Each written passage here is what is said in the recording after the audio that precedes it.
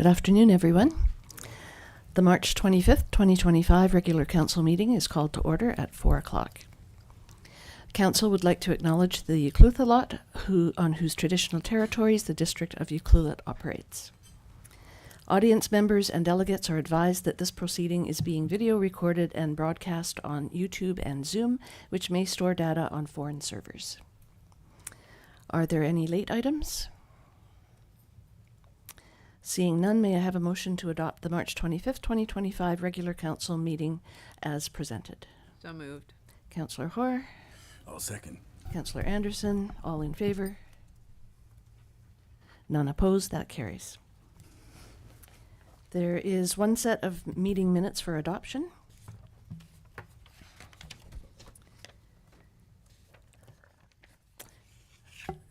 December 10th, 2024, regular council meeting minutes. Are there any errors or omissions? Seeing none, may I have a motion to adopt the December 10th, 2024 regular council meeting minutes as presented? So moved. Councillor Hoare. I'll second. Councillor Anderson, all in favor? None opposed, that carries. Thank you. There is one delegation this afternoon from ARIF.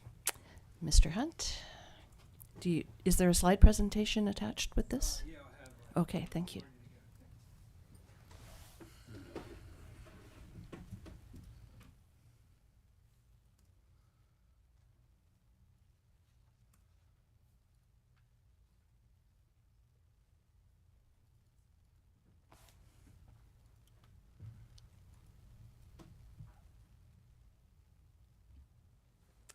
Okay, I think we're right to go.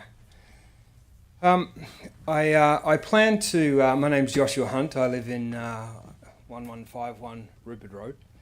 Also the director of ERIF Solutions, and we're here to talk today about 221 Monarto. I plan to, due to time constraints, I plan to read this because there is a lot of information. I want to plough through it. I don't want to get distracted on you and get sidetracked. And so please excuse the fact that I'll move through this with a certain amount of pace. Certainly happy to answer any questions if you would like. Dear Mayor and Council, the reason I've requested a delegation this afternoon is to bring clarity and urgency to the outstanding approvals of the 221 Monarto Road development permit, subdivision application, and the housing agreement. We understand that property development is complex. Our project is no exception. In fact, structuring it to deliver truly affordable housing has added further challenges. That's why clarity, transparency, and fair negotiations are critical. But tonight is about more than just approvals.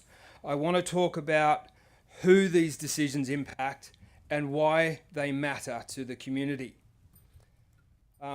As we've outlined many times before, ERIF is not a traditional developer. Our mission is to provide sustainable and real housing solutions. That's what drives us as a company. As you see on the screen is the master plan for 221 Monarto, designed to address the town's housing crisis. And here is how. Lot 1, attainable home ownership condos sold below market rates to local buyers. Lot 2, there's 75 apartments that fall into that category of condos. Affordable and attainable rental condos, 107 for local residents. Both lots will be developed by ERIF Housing Association, a not-for-profit entity supported by a team of dedicated volunteers that will make up the Community Housing Committee. The committee members are local people who care deeply about Ucluelet and who, like us, have stepped up to be a part of the solution. And just to clarify, ERIF created a housing committee because Ucluelet doesn't currently have one, and it's needed for this type of project. We would be more than happy to transition both the management and the ownership of Lot 2 to the municipality, and this is something that we have already proposed. Affordable housing is extremely difficult to provide. The Not-for-Profit Housing Association simply cannot absorb the full cost of the land of this development, while still delivering homes at a price that both qualifies the not-for-profit for affordable grants and loans funding through the government, and also enable the sale of attainable condos to local residents. The only way that this works is because ERIF, a private for-profit company, is absorbing the financial risk. Our company has already contributed over $1 million in staff, land procurement, application submissions, report costs, and not to mention the millions more required in equity to obtain project loans. To make affordable housing viable, ERIF is using the northern portion of the site, lots 3, 4 and 5, to carry a substantial amount of the costs. Without this structure, the project does not move forward. We have done everything possible to bring this project forward in good faith. We have worked tirelessly to remove roadblocks and to get approvals in place. We were told that the temporary use permit of our manufacturing facility would cause delays, so we've withdrawn it. The application and are now looking at alternative sites for our manufacturing facility, even outside of Ucluelet, which disappoints us.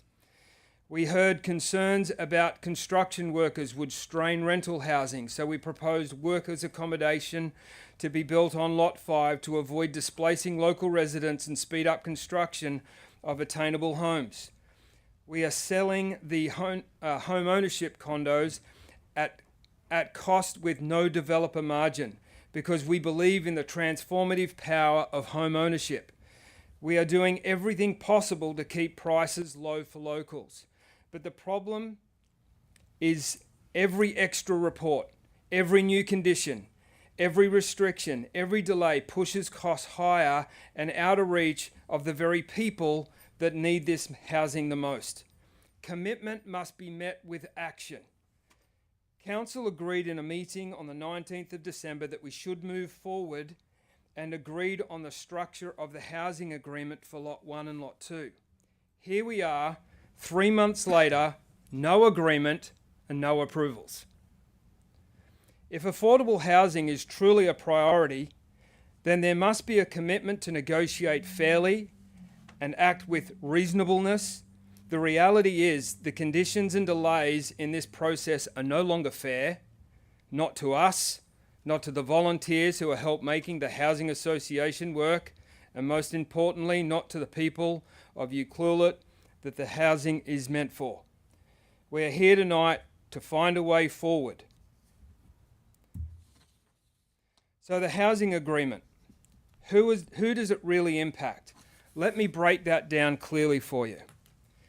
There are 2 key projects for the not-for-profit housing that they will deliver. Lot 1 is the Attainable Home Ownership Program or project. Sorry, there was a bit of an echo there. For locals to buy. And secondly, Lot 2, the Affordable Rental Project, long-term rental condos priced affordably and for affordable and attainable rentals. Both of these projects will be governed by the housing agreement, which is a binding legal commitment registered on the land title. This means whoever owns the land must uphold the responsibilities and obligations of that agreement.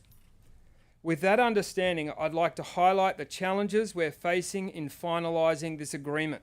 To be clear, we have no issue with responsible obligations being in place.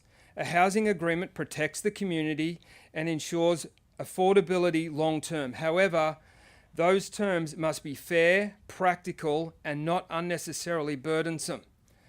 I want to be absolutely clear about something. Yes, I am the person who's negotiating these terms right now, but I'm not negotiating them for myself. The agreement is not about Joshua Hunt or about our for-profit company. The obligations of this housing agreement will fall on the Not-for-Profit Housing Association, and that means that I'm advocating for local families who will purchase these below-market houses, and for the community volunteers on the Housing Association Committee that will manage the Housing Association on an ongoing basis. That's who we're negotiating for. or it may be the municipality themselves if they want to take ownership and responsibility of Lot 2. We fully understand that reviewing legal agreements is detailed and time-consuming. That is why we proactively requested a private working session with Mayor, Council and staff twice to collaboratively resolve the outstanding issues, but requests were denied on both occasions.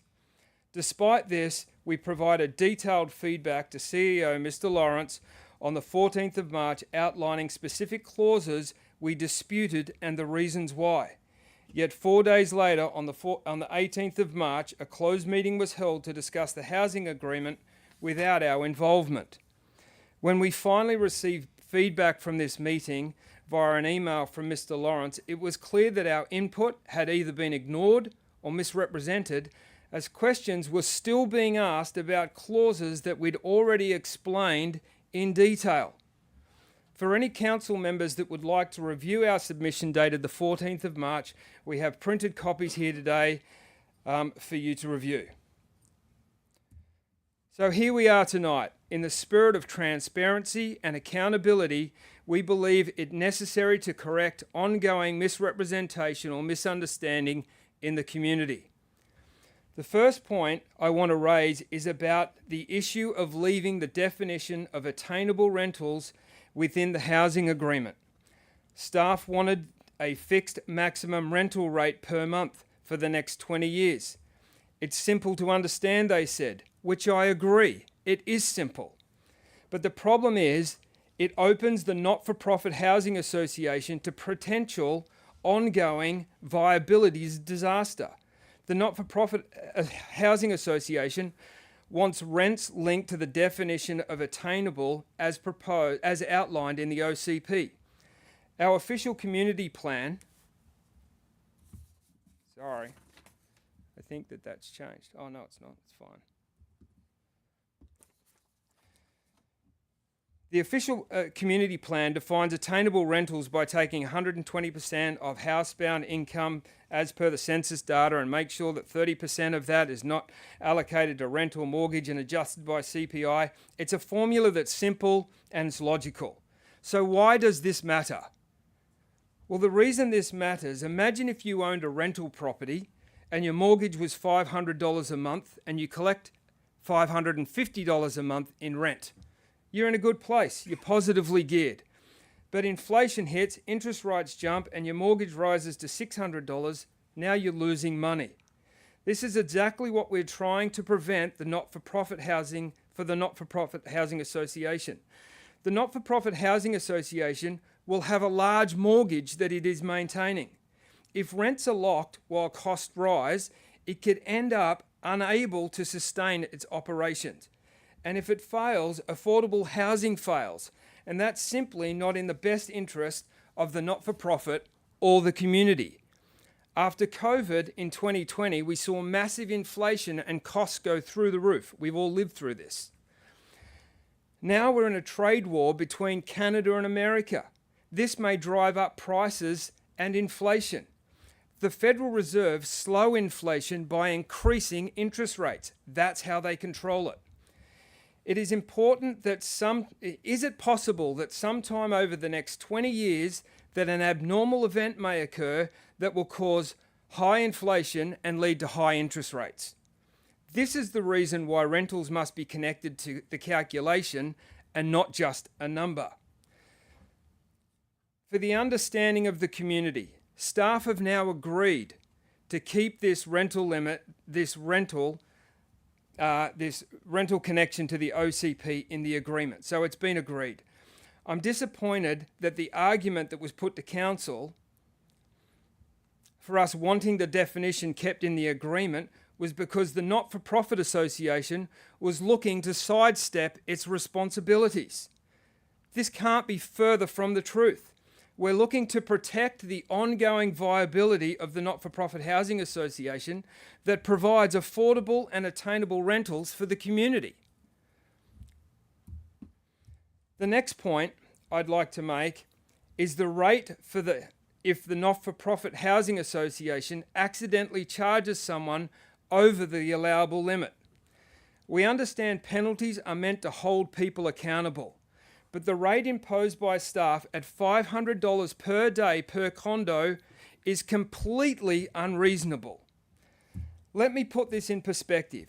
Say a condo is mistakenly rented at $300 a month over the cap because the wrong CPI rate was applied. A simple clerical error. If the mistake goes unnoticed for 3 months, I want to point out what happens. The extra rent that was collected would be $900. The municipal fine for this $500 per day would be $45,000 fine for $900 that was over collected. Effective penalty rate, 20,000% interest. This is reasonable, I'm told. A 20,000% interest is absurd and completely out of line with normal commercial practice. For comparison, the BC government default penalty interest rate is 5.4%. These excessive fines place unnecessary financial burdens on a not-for-profit trying to provide affordable housing. How about a fair solution where we give the Housing Association 30 days notice to correct an error before fines are applied? Doesn't seem unreasonable to me, but it wasn't tabled. That way, mistakes can be fixed without threatening the organisation's viability or very existence. Once again, our disputing this matter has been misrepresented to sort of say, well, they're just trying to hedge away from their responsibilities, and if they just manage to stick within the rules, there's no problem. That couldn't be further from the truth. We're trying to protect the not-for-profit association to remain financially stable and viable so it can continue to provide affordable housing for Ucluelet. My last point I'll raise for the housing agreement is in the attainable home ownership section of the agreement. This is the clause that restricts capital growth and limits who new homeowners can sell to. This program is designed to help renters become homeowners, young people to get into the market, people who may be struggling, an opportunity for home ownership that has become out of reach for many people. Staff want to lock in these restrictions on the title for 10 years. The Not-for-Profit Association has proposed 5 years. Why does this matter? Everybody knows it's cheaper to rent than to own. If I bought $1 million home here in Ucluelet and I mortgaged it all, my mortgage, taxes and costs would be much higher than if I rent the same home. So why buy? Because ownership builds long-term wealth through capital growth. That's the incentive for taking on extra costs and risk. Capping capital growth to 10 years strips away the benefits and makes it harder to secure financing, punishing the very people that we are trying to help. When we developed this attainable home ownership program with Mayor and Council, we agreed that we need a term in which people couldn't on-sell their homes for profit so that it would prevent people short-term flipping their homes for profit. We cannot confuse the affordable and attainable rental program with the attainable home ownership program. They are totally different and they must be treated differently. You can't pass on attainable home ownership to the next owner without disadvantaging the first owner. It costs more money to hold than rent. We have the opportunity to help 75 people or families to attain into attainable home ownership. It's a snapshot moment in time. Let's not make it more difficult than it needs to be to help the people that need it most. So lastly, honesty matters. That's why we're here tonight. I want to address something that has troubled me deeply. Misinformation that has been put on public record in this very room. Misinformation presented to council, the community, and to First Nations. Working with the First Nations is something that ERIF takes very seriously.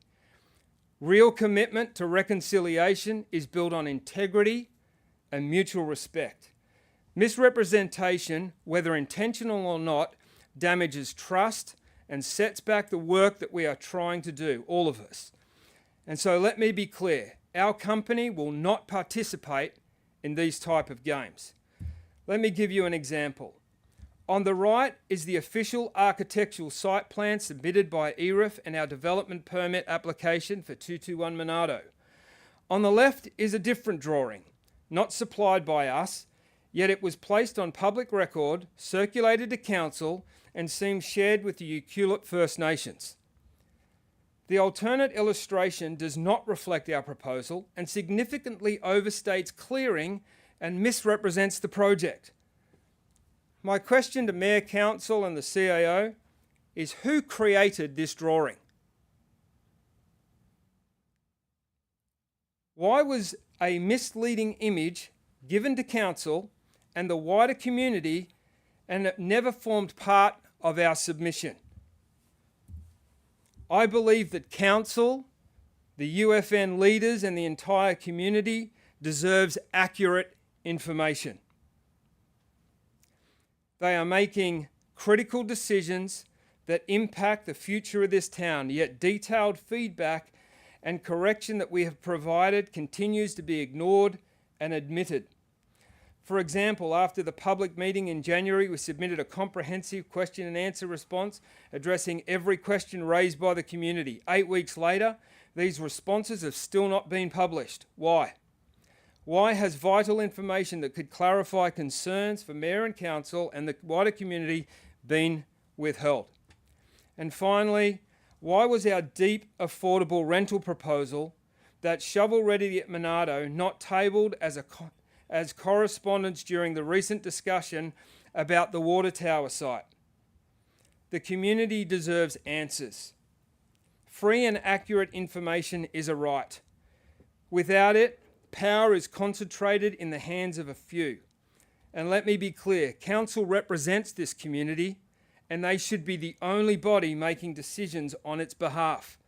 In conclusion, despite our disappointment, our team remains steadfast and committed to openness and transparency. This next week, on the 3rd of April, we will be holding an information evening where we will lay everything on the table. Plans, financial costings, structuring, the housing agreement, and anything else that anyone in the community wants to know about the 221 Monado project, what it takes to get funded, and what it's going to take to get built. Then, to ensure ongoing transparency, we will publish fortnightly updates on our website covering the development permit submission, updates, the housing agreement, and communications with District Council and staff. These updates will keep the community, UFN, Mayor and Council fully informed because transparency and truth is the only way forward. Our team is laser focused on getting these affordable homes built as fast as possible. The community has made it clear we don't have time for more delays. We refuse to let this not-for-profit housing provider bleed out with endless paperwork, shifting conditions and bureaucratic delays. Every extra report, every new restriction, every day pushes the prices higher, making housing even more attainable for locals that need it most. The project is about Yuki's affordable housing future. It belongs in the hands of Council and the community. We need a strong directive from Council. So tonight I'm asking for Council support. Support in finding a workable path forward. One that enables us to move ahead with conditions that are reasonable and that reflect the urgency and the housing needed for this community. Thank you, and I'm sorry at the same time. Thank you for your comments, Mr. Hunt. Any questions for Mr. Hunt from Council? Councillor Anderson? What about Mark? Is he okay? Did he have his hand up? No, I didn't see it. See, to be clear, the image was recreated that which is the tree clearing on the lot. That you've never seen that image before, the one that We was on didn't the lot? create that image. We don't know where that image has come from, and we're not sure why it was used as reference to what needs to be cleared on the site when our architects provide the images. Is that, maybe this is a question for our CAO, is it commonplace to add an image like that outside of the proponent to add into a package like that? Is it common practice? In staff reports, we typically use a number of different aspects to show to council the ramifications of it. You know, for this one in particular, I'd have to go back and take a look at the report and see where the image came from. I wouldn't be in a position to answer that right off on the fly. Might be a good idea to make a motion to figure out where it came from. Does that make sense? This is a delegation. We're not making any decisions at this time. I guess during notice of motion I could do that. Is that You can do a notice of motion for a future meeting, yes. right? Okay. And we talked briefly before about the difference between the recently pitched water tower lot, which has deeply affordable. I think there's up to 10 units of deeply affordable, and I'd heard you the other day mention that, how does that compare to your project that's just affordable / attainable? How would you compare those two, just in the interest of the community to understand that connection? Deeply affordable is an additional subsidy that's available from the government to help subsidise the cost of construction so that you can offer deeply affordable rentals. The submission that we put forward that just seems to got lost somewhere was we could apply to get that deeply affordable subsidy to make some of the apartments at 221 Monado deeply affordable, or offer them to be deeply affordable. I have a view in regards to the water tower site that I employ 2 people on a full-time basis that all they do is get grants and apply for money. I asked them about what the possibilities of the grant funding for this site would be. And let me tell you, their response was under 1% chance. The reason is there's 3 things that qualify people for grants. And we've had to go through this for 221 Monado. One is when you're getting a grant, whether it be through BC Housing, CMHC, or the CHF, you've got to qualify by saying my project is shovel ready. And so therefore you would need to do the subdivision that's required, which is like cutting off the bit for the school. You would need to then put your services in before you can even qualify. So therefore, local council would need to contribute between $4 to $7 million to put their servicing in just to be able to get in the door to qualify for that loan application. Secondly to that, deeply affordable, they're just numbers that they discount off your mortgage so that you can offer those to the community. So they're a fixed number. Like I can tell you, CMHC maximum discount from your mortgage so that you can issue affordability is $75,000 an apartment. So what that means is that your project needs to qualify as being cash flow positive after the major discount. So I ran some numbers on that site. You would need to build that project for around $200 a square foot to actually make it qualify as an ongoing cash flow positive property to qualify for those facilities. So unless I'm missing something that doesn't seem obvious to me, I don't know how that can actually work. And when I heard that information, that's when we put forward to say, we're happy for 221 Monado to take on some of that deeply affordable if you wanted to apply for it, but it was swept under the carpet. Okay, we'll see if any other councillors have any questions. Councillor Hoare, anything from you? Councillor Mafty, any questions from you? Oh, I think you're on mute. Yeah. Can you hear me now? Yes, thank you. I just I want to take advantage of having everyone in the room except for myself, obviously, to come back to this image, this map with the tree cover. I understand that Mr. Lawrence said that he would sort of ask around and try to get to the bottom of it. Is there anyone currently in council chamber that can explain where that image came from, that they can say, I know where this image came from? So that's a question to everybody there. Mr. Lawrence, any thoughts? Oh, Mr. Gregg? Through Go ahead, Mr. Gregg. through the mayor, the image, yes, it was produced by staff. It was in the staff report that went to council back in September. It basically shows there's direct overlap in the images that were shown here between the retaining walls, the grading, which you can't keep trees underneath an area where you have added 12 feet of grade and built a retaining wall. And so those areas are just showing the direct overlap of the disturbance and the development according to the civil drawings that were presented by ARIF. So that, it was simply an illustration. It was on a council agenda in September. Great, Thank you.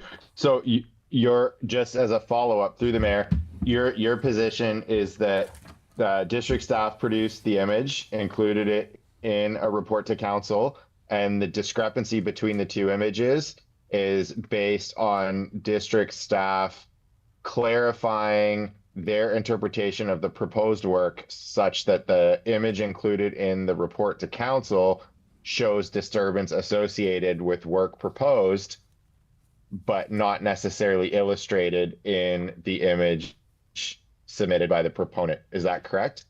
Even though our engineers who designed the retaining walls and did all of the grading, they didn't say that all of those trees needed to be removed.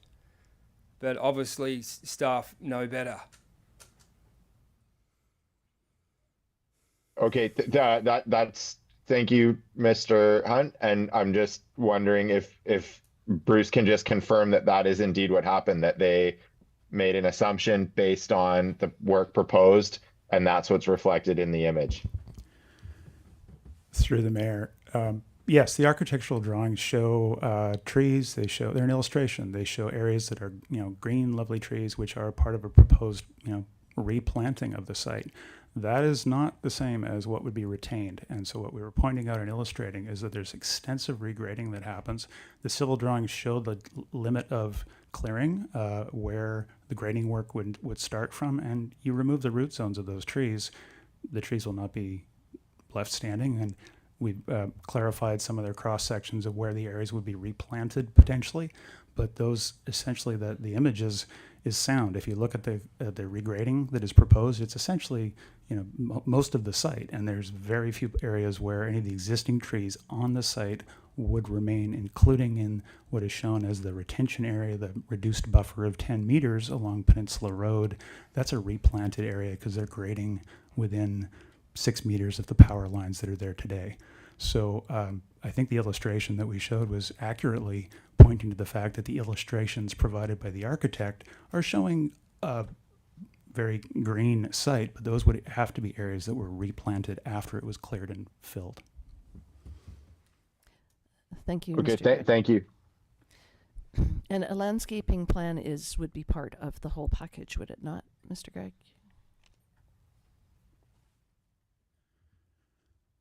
Through the mayor, one of the things that has been requested is that they put off doing a final landscape plan until later. They have essentially resubmitted some of the material, which was really a landscape concept that was provided last fall.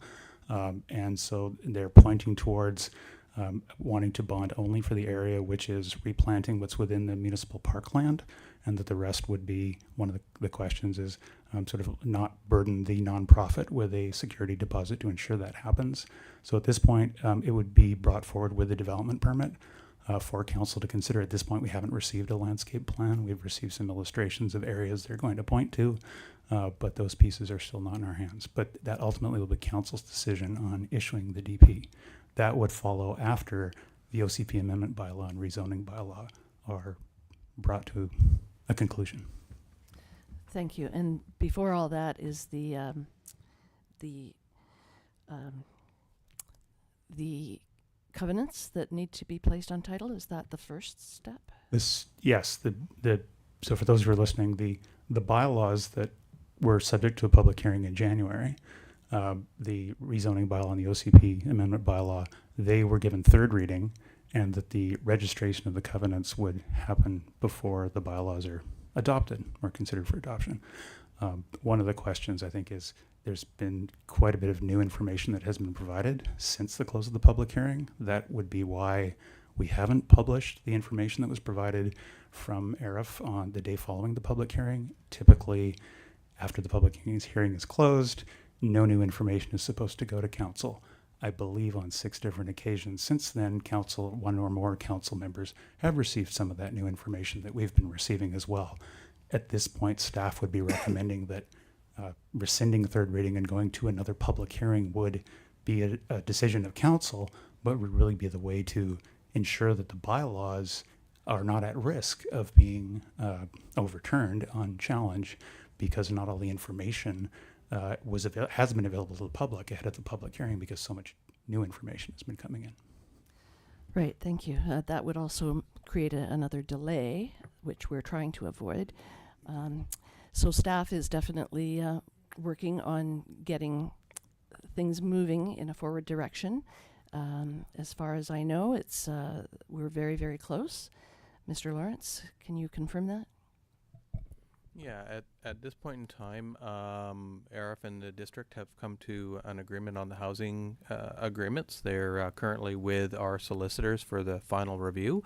Once our solicitors have come back, and provided that there's no issues that they identify, we don't anticipate that there should be, that would be sent back to the applicant. The applicant would then sign off on those documents, register them on title.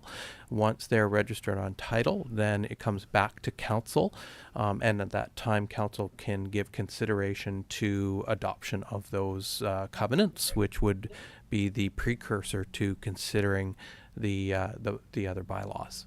So it's getting close. We're almost there. Great, thank you. Just wanted to confirm the timeline in my head. Thank you, Mr. Hunt, for your presentation. Can I ask one more question? Sorry.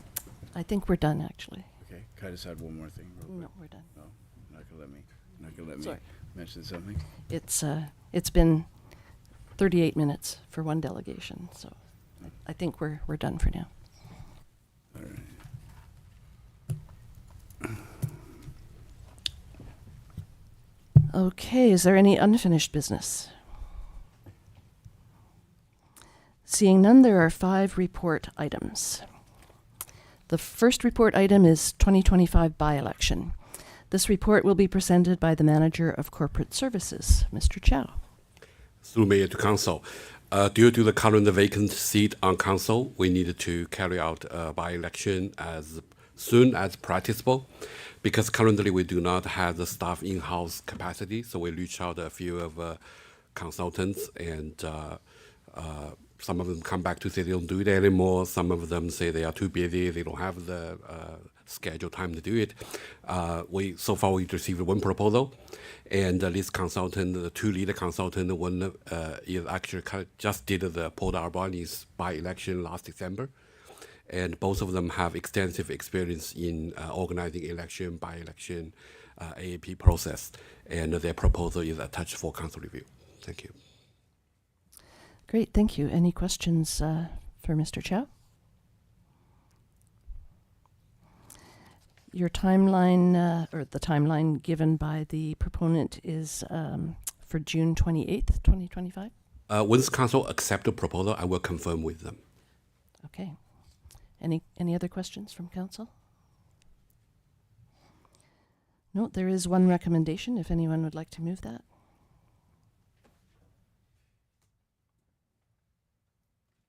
Or I can move it. I'll move that council approve the proposal from Panneton and Associates to provide by-election services for the district's upcoming by-election for the vacant councillor seat. Do I have a seconder? I'll second that. Councillor Hoare seconds. Any further discussion? Councillor Mafty, Is that discussion, or you were going to second? I was going to second, and then I thought I'd keep my hand up and just vote aye. Okay, any further discussion? Seeing none, all in favor? None opposed, that carries. Thank you.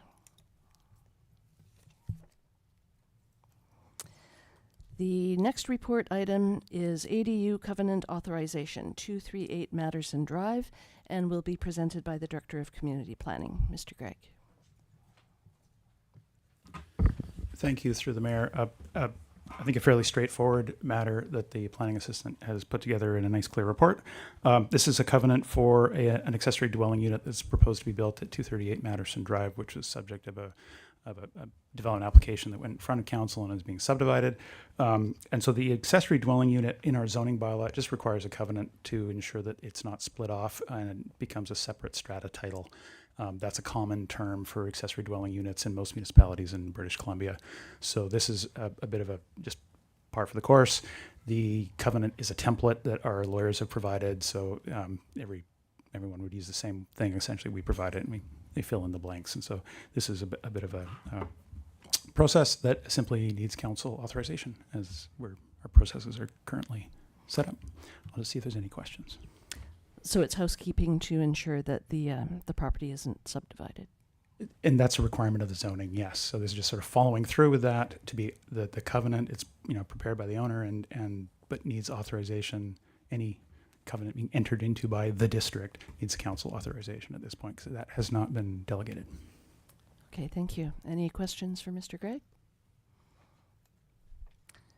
Okay, there is one recommendation. I've got it. Councillor Hoare. I'm on the right page this time. I will move that council authorize the mayor and corporate officer to execute the section 219 restrictive covenant for 238 Matterson Drive for registration at the land title office. Thank you. Do I have a seconder? I'll second that. Councillor Anderson seconds. Any further discussion? Seeing none, all in favor? None opposed, that carries. Thank you.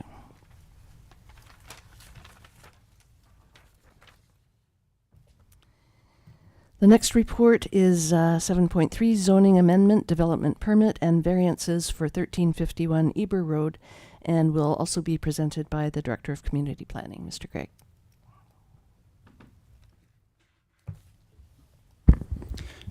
Thank you, through the mayor.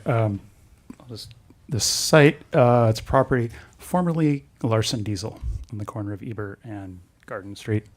The new owners, they wish to, and so you can see on the image there, sorry, I do have a pointer here. You can see the yellow outlines on the uphill side what is the lot, the upland property, and then there's a foreshore lease from the province over the wharf, and there's some fill that's down along the shoreline as well. Essentially, you can see the white rectangle is the sort of warehouse shop building from Larson Diesel. The old house, which was used as part of the business for many years, is shown right closest to the corner, just for sort of context. The application here is for an amendment to the zoning that's specific to this site to enable the new owner wants to essentially rebuild a house with suite where the old house location was, using the same footprint of the older building. So that requires, because this is a bit of an odd property, having its past essentially marine industrial use on a property that is currently, it's zoned R1 single family residential. So the use would be allowed. This would simply, the zoning amendment specific to this site would increase the FAR and the lot coverage.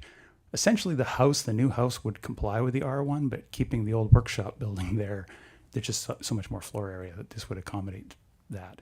There's also a development variance permit because of the location of the foundation. So essentially dealing with some of the setbacks and the height of the shop building. That would be part of this as well. And a marine shoreline development permit is also part of this. It has been assessed. Essentially, they're working on the upland area, and there wouldn't be any real change along the shoreline with this bit of work. But that is part of the process here. So given that this is for a housing rezoning. This process here would be giving notice of first reading, that there wouldn't be a public hearing on this. But today would also be the opportunity for the owners or the representatives to speak to council or just ask questions or answer questions if they're available. I'm not sure if they're here or maybe online, but first I'll just see if there are any questions. Thank you, Mr. Gregg. And what about the remediation for a contaminated site? That's not necessary for them to go through that process? Well, at this point, no, because it is a known industrial site. There are certain things that would trigger that. And this, because what they're proposing to do is use the existing foundation for this phase, it wouldn't get into the kind of ground disturbance that would normally trigger that. They've begun some of that investigation anyway. I think they have future thoughts of what they may do with the rest of what they may do with the bulk of the land or the what was formerly sort of the wharf in that area. So they've started that, but isn't actually triggered by this application from everything that we've seen.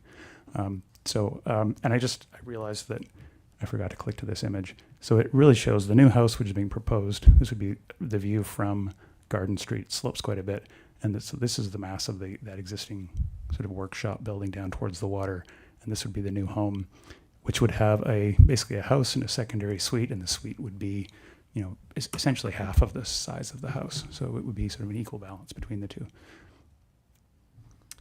Thank you. Any questions for Mr. Gregg?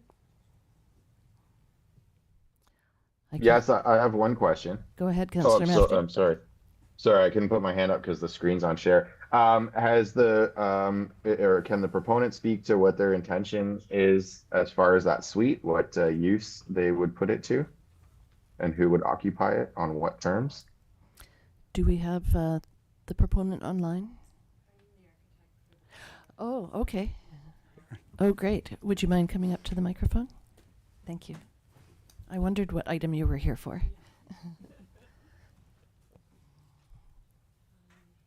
Yeah, overall, the intention is for the main floor of the house to become long-term rental housing. So there's a 2-bedroom suite on the main floor, and the intention is for that to be long-term rental housing, and then the owner would occupy the upstairs unit, and then there's a garage below, and then the existing metal warehouse building is intended to be like an oversized garage for himself to use on the property.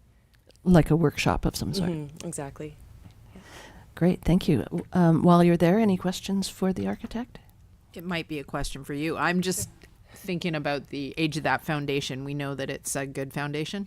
Yeah, at the moment, structural is going out to look at it next week, but the building's already been demolished, so the house has been taken down, and overall the foundation looks like it's in good shape at the moment. So, great. Any other questions?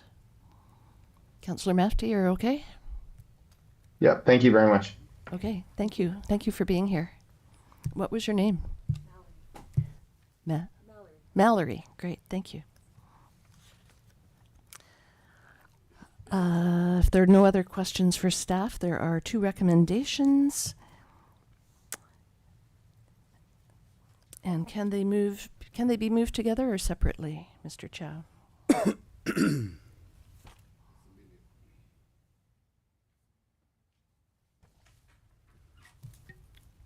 Are these together? Together is fine? Okay. I'll do this.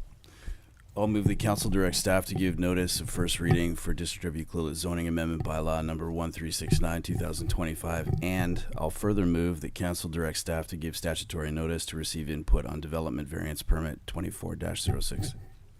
Thank you, Councillor Anderson. Do I have a seconder? I'll second. Councillor Hoare seconds. Any further discussion? Seeing none, all in favor? None opposed. That carries. Thank you.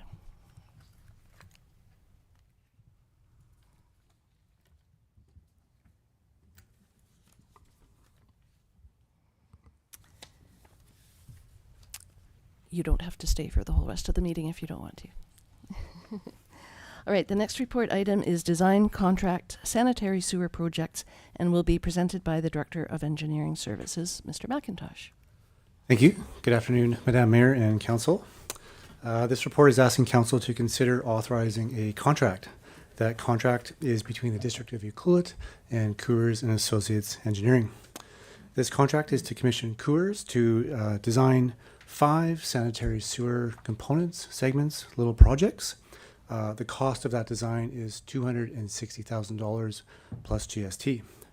Those 5 components are capacity upgrades that are most critical right now to ensure ongoing safety in the sanitary sewer system, as well as align with Council's development growth objectives. The 5 have been pulled from a group of 14 projects that were presented to Council previously and are inclusive of a sort of backlog now and 5-year project list. The remaining 9 projects are still critically needed and will be presented to Council at a later date once those 5 urgent projects are fast-tracked and up and running. These 5 projects include improve the capacity on the west side of the peninsula and also the east side of the peninsula. So the projects, as I mentioned, increase the safety of the system and as well as open up capacity for critical projects such as 221 Minato Road. The 5 components have a timeline of 18 months in total. So there's a 6-month design window and a 12-month construction window. The design, if approved today, would start right away and take 6 months. So beginning in April, and ending in August or September. And then the build would start in October and end in October of 2026. So for a rough 18-month window. Those 5 components are Hemlock Lift Station, remove and replace that lift station entirely, install a new gravity main on Hemlock, about 120 meters worth of sanitary sewer pipe, remove and replace gravity main on Helen, again about 120 meters of pipe, remove and replace the pumps for the Big Beach lift station, and then remove and replace and upsize the force main on Marine in Victoria. That's about a 250 meter pipe there.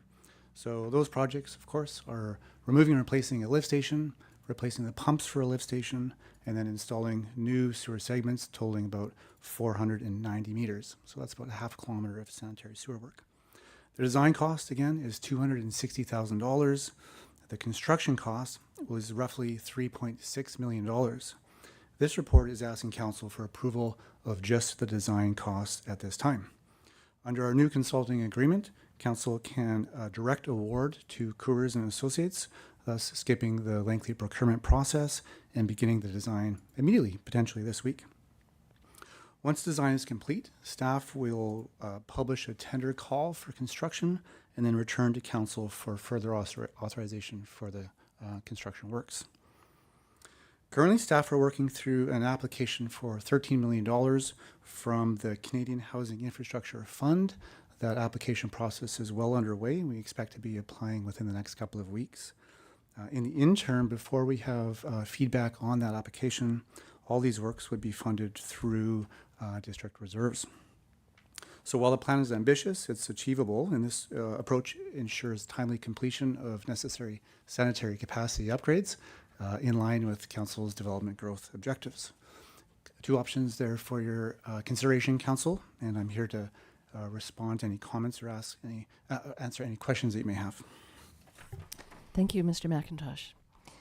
So I think it was just our last council meeting where we made the motion to have Coors as our go-to engineering firm after doing the RFP process, and this is going to save us a lot of time, obviously, because we don't have to now go to the RFP for all 5 of these projects. Correct? Madam Mayor, yep, that's correct. So direct award to Coors can get started right away as our prime consultant. Great. That's definitely a benefit of having an engineering firm sort of allocated to our district. Yep, absolutely. One of the many. Right. Any questions for Mr. McIntosh? And this has been already budgeted for in our budget this year, correct? That's correct. Yes. Okay, if there's no other questions, there is a recommendation from staff. And I'm happy to make that. That's okay, I got it. Okay, Councillor Hort. I will move that Council authorize the Mayor and Corporate Officer to execute a contract between the District of Ucluelet and Coors and Associates for $260,000 plus GST for the design of sanitary sewer projects 1, 2, 4, 5, and 6, as outlined in report number 25-35. Thank you. I'll second that. Councillor Anderson seconds. Any further discussion? Seeing none, all in favor? None opposed, that carries. Thank you, Mayor and Council. We'll see you after the tender call for these projects. Thank you. The last report item, 7.5, is Director of Community Services presenting the Grants in Aid and In-Kind Contribution Awards. Sorry. Welcome, Ms. Fortune. Thank you. Mine gets to be interactive. Woohoo. So we'll just share the screen. And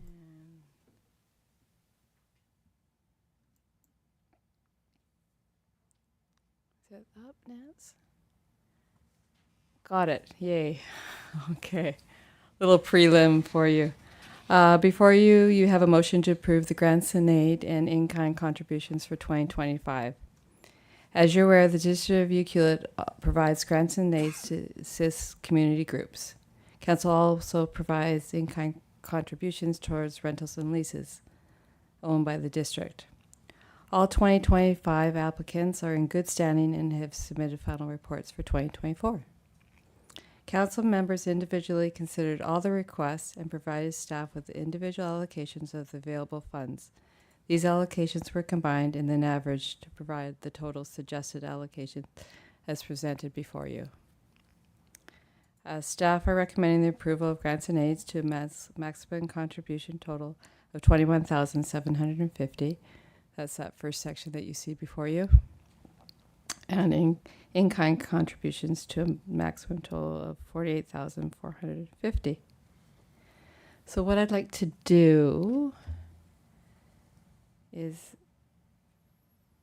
before you on your Appendix A, you've got numbers for, and what I'm going to do is the actuals, we'll put the actual number that you would like to go with. I'm sorry if I can just briefly interrupt. I realized there's no I can't make a decision here, and I should have recused myself, and I apologize that I didn't. So I'm going to log out of Zoom until this item is done, because I have a conflicting interest as the executive director of one of the organizations that put in a request. So I don't think that I should be in the room for this. Can he just be muted and turn his video off? Yes, and we'll text him when he can come back on. Okay. Okay, thank you. Okay, thank you. Thanks, Councillor Mafty.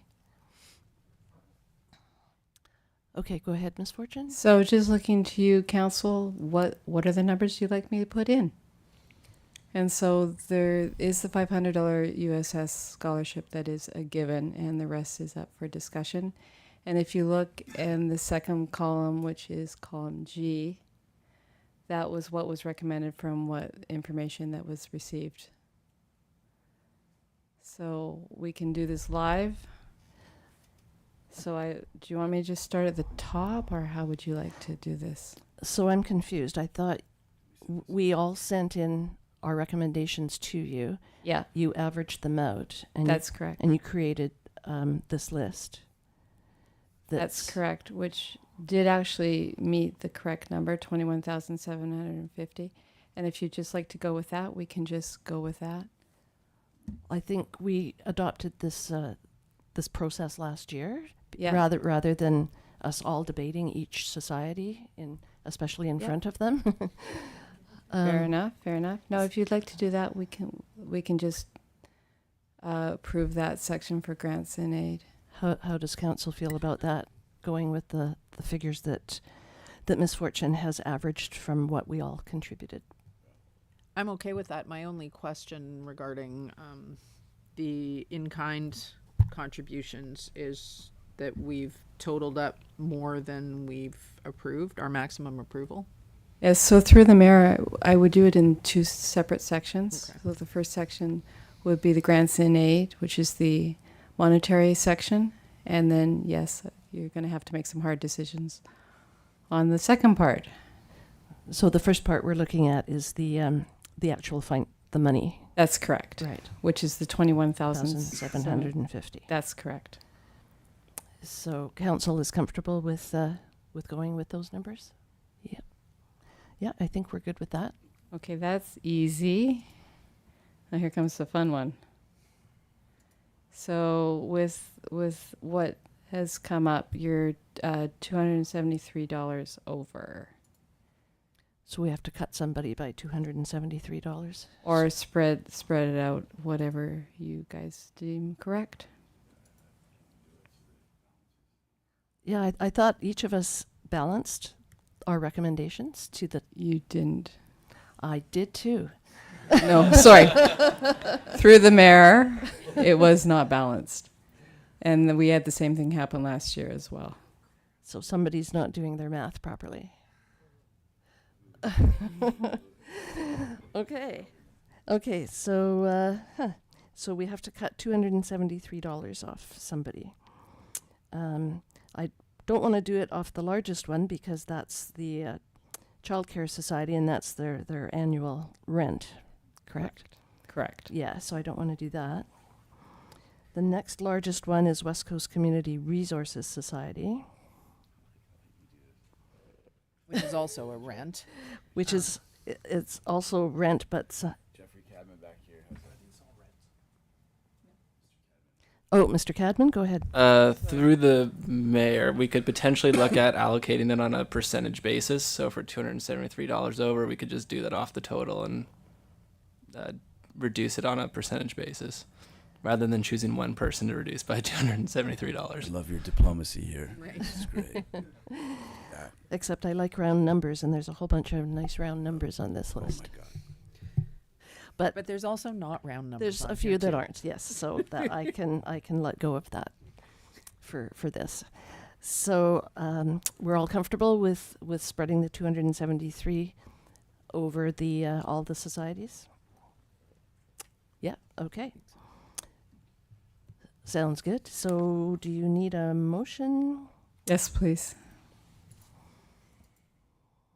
I will move that council approve the grants in aid and in-kind contributions for 2025 as presented in Appendix A, Schedule of 2025 grants in aid and council contribution requests attached to staff report number 25-34.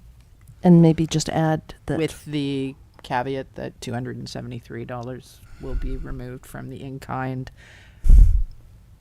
Contributions. contributions and spread out evenly between the societies. Yeah. Yeah. Okay. That we can do. Got that. Do I have a seconder? I'll second that. Councillor Anderson seconds. Any further discussion? Don't you love it when we do it on the fly? All in favor? None opposed. That carries. Thank you very much. I just texted Mark to come back in. Oh, good. Okay. Great. We'll wait for him to log back I in. might run for a quick bathroom. Yeah, we can take a 5-minute break if you want. Okay. We'll be back at Wash your hands.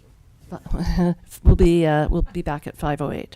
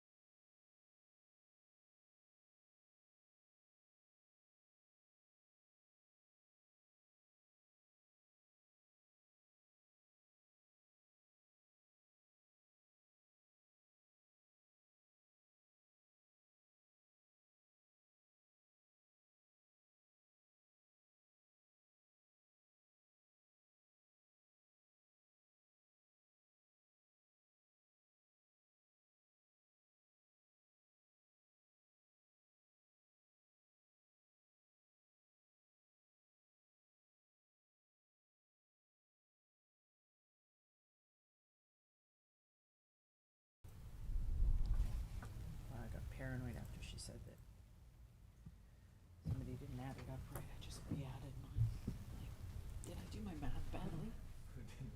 I'm Let's blame Mafty. He's way not here. I'm way too type A. Blame the guy that's not here.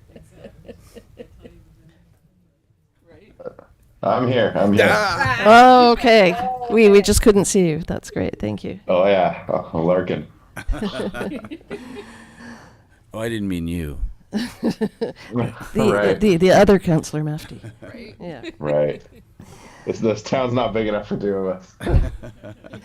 Okay, there are 4 information items.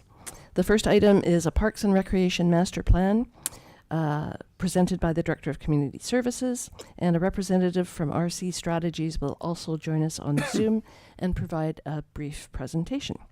Ms. Fortune. Yes, thank you, Mayor and Council. I'd just like to formally introduce Stephen from RCS Strategies. He's the project lead for our Parks and Recreation Master Plan. There he is. Hi, Stephen.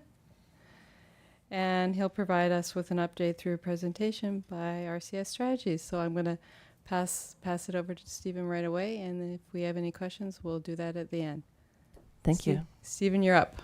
Great, thank you. And I'm just bear with me for 2 secs as I share my screen here.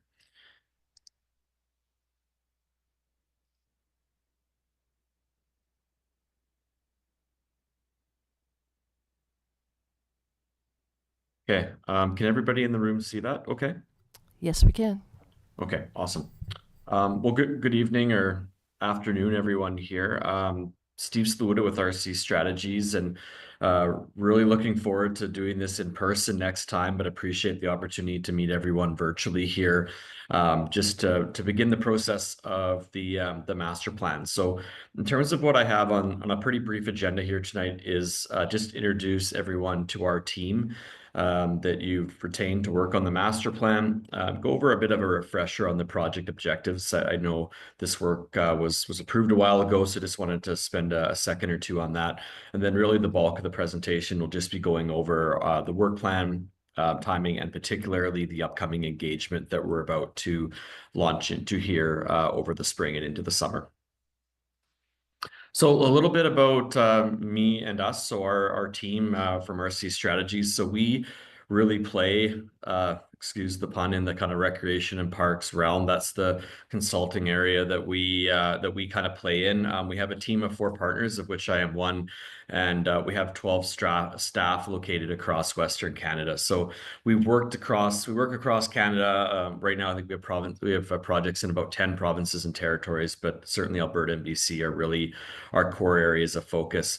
Put a few examples of the projects that we currently have on the go on the screen there. I'm sure the one that jumps out to everybody is we're also working on Tofino's Recreation and Parks Master Plan, which is, I would say, about 3/4 of the way through the process right now. So that certainly gives us a really good understanding of kind of the broader region and some of the dynamics around recreation and parks that are going on. But certainly we work across communities of all different sizes and types of projects within parks, recreation, trails, sport, and so on, as you can see there on the screen.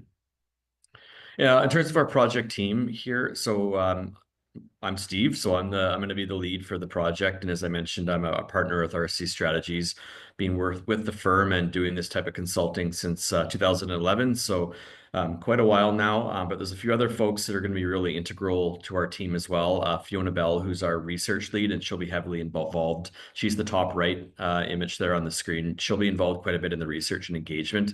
Daniel Kinley and Devin Jenkins, you probably won't see, but they are really important in terms of, in Danielle's case, making all the documents follow your branding and look really good. And Devin will be involved with a lot of the GIS and mapping work around the parks elements.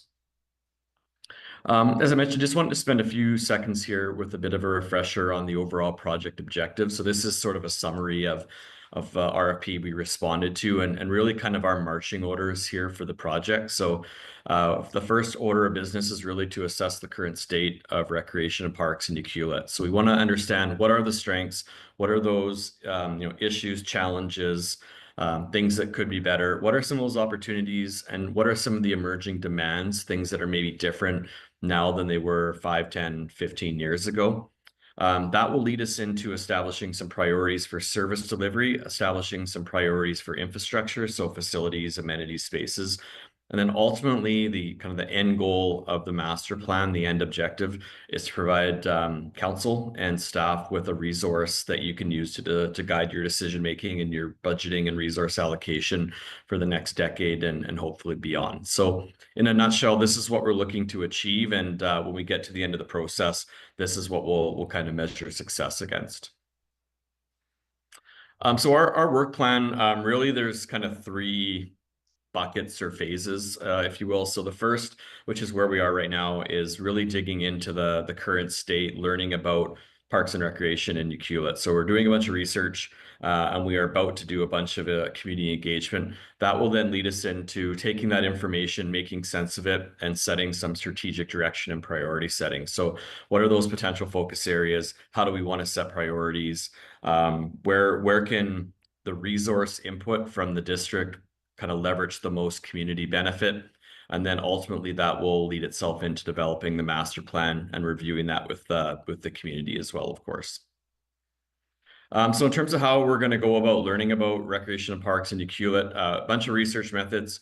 So we're going to look at population and demographics. We're going to do some mapping and spatial analysis to understand, you know, are there areas of the community where residents don't have accessible access to different types of parks, trails, other types of recreation and leisure opportunities. We'll do some benchmarking with other similar sized or contextual communities. We'll look at current practices. We'll look at trends and best practices. Then we'll look at some of your data around programs and facility bookings to get an understanding of how much capacity exists at those facilities as well, and maybe where some of the trends are. And then obviously really important to this process is community engagement. And in terms of some, I guess, overarching key aspects of our approach, we want to use a diversity of methods. So really important with these processes that we just don't hear from the loud and boisterous interest groups in the community. We want to hear from as many corners of the community as we can. So we need to use a bunch of different ways to collect some of that engagement input. We want to be honest and transparent in how we're going to use the data. So, you know, we're not just facilitating a wish list of what everybody would like to see and creating sort of unrealistic expectation or using the data in a way that isn't going to be leading us towards some of those project outcomes. Then we also align with something called IEP2, which is the International Association of Public Participation. So that graphic there on the right shows kind of a spectrum or a continuum of different levels of engagement. And we're mostly going to be in that kind of consult, involve columns there. So we're going to hear what people have to say. It's going to help inform the master plan, but we're not necessarily just order taking through the engagement either.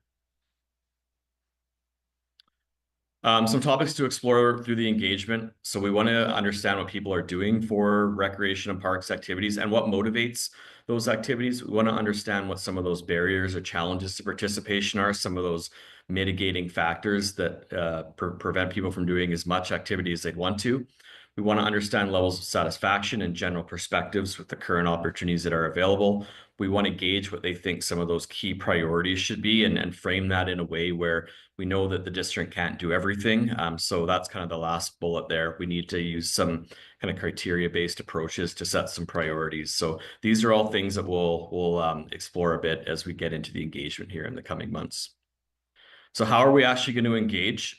So as I mentioned, want to use a number of different tactics. So we're going to have a community survey that we're aiming to launch in mid-May and have that available for about a month. So that'll explore a lot of those topics, kind of getting broad-based feedback from hopefully a good number of residents. We're going to host some discussion sessions with representatives from different community organization interest groups. And we're looking to do that, Fiona and myself, in May there. We blocked off a couple dates to be in the community for that. We're going to have sounding boards sort of similar to the ones we've mocked up there on the right-hand side of the screen. So these big kind of 3-foot by 4-foot panels that'll be set up at different places and kind of rove their way around the community for on-the-spot feedback. And then we'll also we'll staff a few of those at some pop-up events just to kind of talk to people broadly or casually about recreation and get them to fill out some sticky notes and put them on the panels and things like that. So those are the ways that we're looking to collect feedback. Just wanted to touch on a few other engagement notes here. So we also had the opportunity through the Tofino Recreation and Parks Master Plan to field a joint youth survey. So knowing that we had this project and we were also working on Tofino, just to be as kind of efficient with the school system as possible, we work with them to facilitate a survey that would cover up both planning processes and also know that, obviously youth are going to school across and recreating across community boundaries. So we have that data set already from the youth engagement.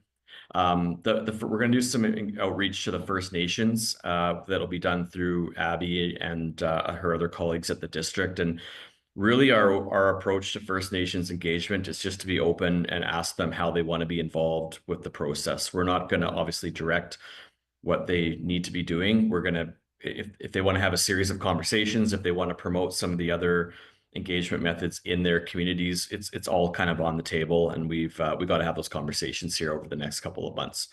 And then lastly, we will have a second phase of engagement once we have a draft master plan later in the process, where we'll go back to the community, all the people we talk to, and get their thoughts on kind of the recommendations in that draft master plan.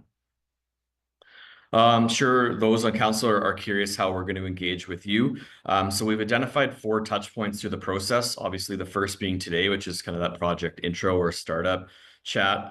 The next time you'll see us will be when I come to present the research and engagement findings. So what we found out, and that'll be really interesting to get your thoughts and your feedback on everything we heard and found out through our analysis through the research. The next time you'll see me is when we have some key, we'll call kind of big ideas or key directions to test and review with you to get your thoughts on whether we're on the right track with kind of the master plan, strategic direction, and content. And then the last time will be when we present the draft and final master plan to you, which could end up being sort of two separate presentations. We'll have to see when we get to that point in the process. But kind of the message here is that we want to make sure that we're dialoguing with council as we go through the process. So that's all I have for a presentation. Very kind of quick, high-level overview of our work here. The other thing I guess I would just kind of just go back to really quickly is kind of the timeline. So this slide, as it kind of alludes to, really looking to get the master plan completed by the end of the year. Obviously, that's a little bit reliant on your schedule and being able to get before you. I know as your agenda is today, it's quite busy, but we are going to be aiming towards having the master plan wrapped up by the end of the year. So with that, I'll stop sharing here and happy to answer any questions or get any initial comments that you might have. Great. Thank you, Stephen. Question for Ms. Fortune, I guess. When is the last time that the master plan was updated? I remember going through the process as a community member. I don't think I was on council at the time. It's been a while. We did it just shortly after we opened up this building, so I think it was 2013. 2013, wow. Yeah, it's been a while. Great. Any questions for Stephen from council? I don't see any, no. So a good presentation, thank you very much. And we look forward to seeing the feedback that you get when you present it to us. Great, thank you. Have a good evening. You too. Thank you.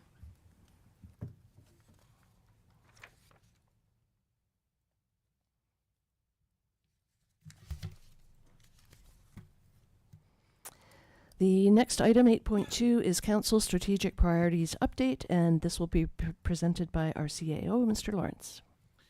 Thank you, Mayor and Council. So before Council is an update report on your strategic plan updates.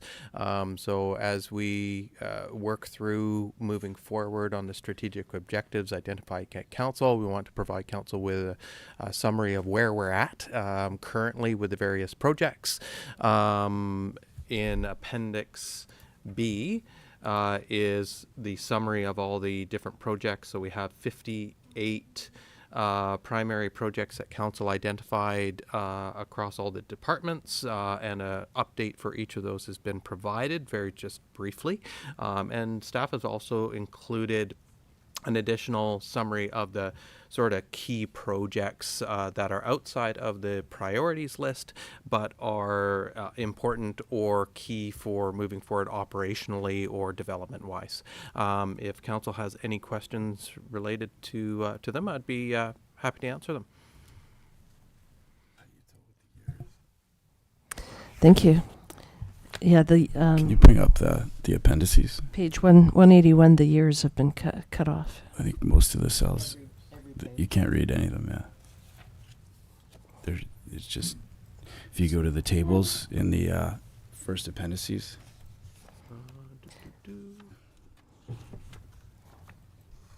I'm guessing the Oh. first year would be 2024 and moving on. Yeah, our apologies. We will fix that and make sure that the years are readable in the next update. And the statuses. Yeah, the last three columns there.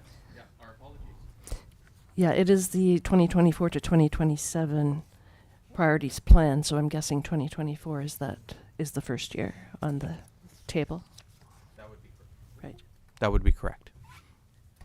All right. Any questions for Mr. Lawrence? Besides the years, no. Councillor Mafty, you're all good? Oh, I think you're muted. Sorry, all good. All good. Okay, great. I can't believe we identified 58 priorities. That's a lot of priorities. But it was a good process that we went through to come up with them. And thank you very much for the updates.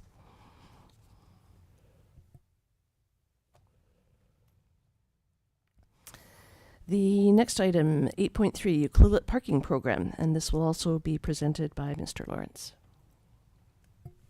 Thank you, Mayor and Council. I wanted to provide a quick overview and update for Council and community as to where we're at with the visitor parking program.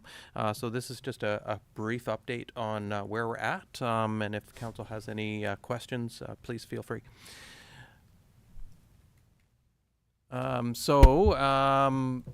The reason that we're having a parking program, again, it's a way for us to generate a little bit of revenue for offsetting some of the costs associated with tourism. Tourism is an important part of our community, but it also has an impact on our infrastructure, requiring larger pipes, more water, increased services in our community, and we're hopeful that this program targeting visitors coming into our community will be able to contribute just a little bit towards the ongoing maintenance and upgrades and for our infrastructure. So we're hoping to see a forecast of about 400,000 gross revenue in 2025. We're trying to be pessimistic about it, and hopefully we see a lot more than that. But we want to make sure that we're not we're not looking at too high a revenue margin for us at the beginning. So right now we're hoping for 400,000, but we anticipate that we'll see more from that from the revenues. The visitors will be able to purchase day parking permits for 1, 3, 5, and 7 days. So council asked for more options than just a one-day parking pass. Remember, the premise is that people will be able to buy a parking pass and park anywhere in the community. We don't really have a parking problem per se through most of the year, so it's we wanted to make it as simple as possible. So you'll be able to buy a permit, park at Amphitrite, go to Smallcraft Harbor, go back to Main Street, all on one pass throughout the day. This is just an image about where all our different parking opportunities are. So it's surprising how many primary parking areas there are throughout our community.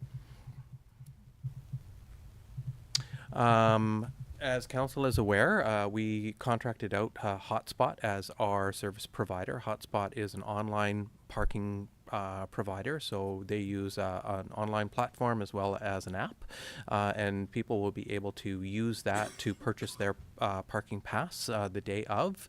They'll be able to scan a QR code, enter their vehicle license plate number, and then just if they already have their payment information uploaded to their phone, then it's a quick process, usually less than a minute to register for the day. A new feature that we've identified within the program is parking reservations. So somebody that's coming to visit doesn't want to worry about it. They can purchase their parking pass in advance of coming to Ucluelet. So if you're comfort from your own home, go on, log into the system, and you can do a reservation for that 1, 3, 5, 7 days. You can buy individual passes for the days that you want. There is a benefit there. We do that. You can get a little bit of a discount if you go for more days. And if you cancel, they'll be able to get a refund from it. So it's a refundable option within, I believe it's 24 hours prior to the use of the day pass. West Coast residents, as is a priority for council, and as we discussed on many occasions, we're exempting all residents from the parking program.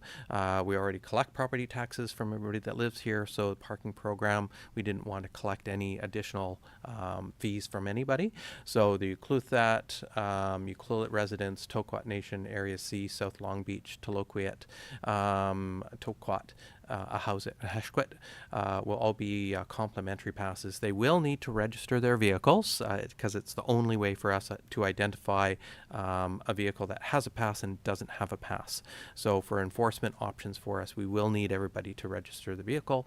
And on the website will be a lot of information on how to do that. It takes about 5 minutes to register your vehicles.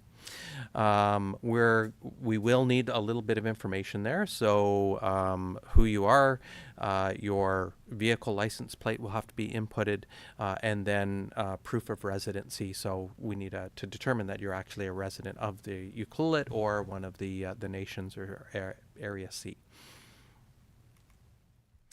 Volunteers, this is another important thing that was identified, that volunteers and seasonal workers, we don't want to make it more difficult for people to recruit in and have volunteers and seasonal workers in our community. So they've also been exempted under the program.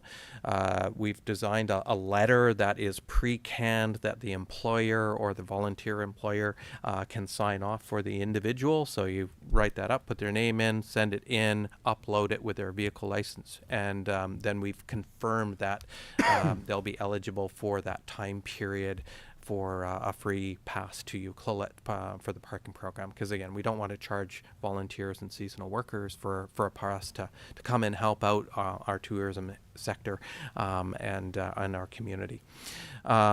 West Coast residents, so District of Tofino and Area C, other than South Long Beach, will be able to get a pass as well. But we have a $50 administration fee for that to cover off the costs of registration. The annual parking permit for West Coast businesses. So again, as a municipality, we're not allowed to support businesses in any manner under the community charter. So what we've done is try to make this as simple as possible. One time or annual fee of $50. You register your vehicle as long as you have a valid Ucluelet business license. You could register your business vehicles into the system, and it's $50 to cover off that administration fee. We have exempted emergency vehicles, delivery vehicles, and municipal vehicles. Thinking there again, emergency vehicles, it's important to make sure that they don't get ticketed. Really not good for the fire trucks to get a ticket. The delivery vehicles, we are also thinking they're coming into our community. They're delivering packages, supplies. It's easier for them just to exempt it under the bylaw. So council will see that in the bylaw saying, delivery vehicles are not subject to this. And then, of course, our municipal vehicles, we don't generally charge ourselves for the parking program that we administer. Private lands and parking lots. So permits are only required for the municipal parking lots and roads. So district is not permitted to monitor private lots or lands. Unfortunately, it's like outside of our jurisdiction. So as it is today, private landowners will have to monitor their own parking areas. And yes. Our parking rates, so as requested by council, there was more rates that were requested. So 1, 3, 5, and 7 days is what we came up with a little bit of a discount for each of those. So the more you register for, the more you stay, then the deeper the discount. We have it for standard vehicles and recreational vehicles as well. So you're thinking about the truck and trailer, your larger vehicles that take up more space in our community. That's what we're talking about for recreational vehicles.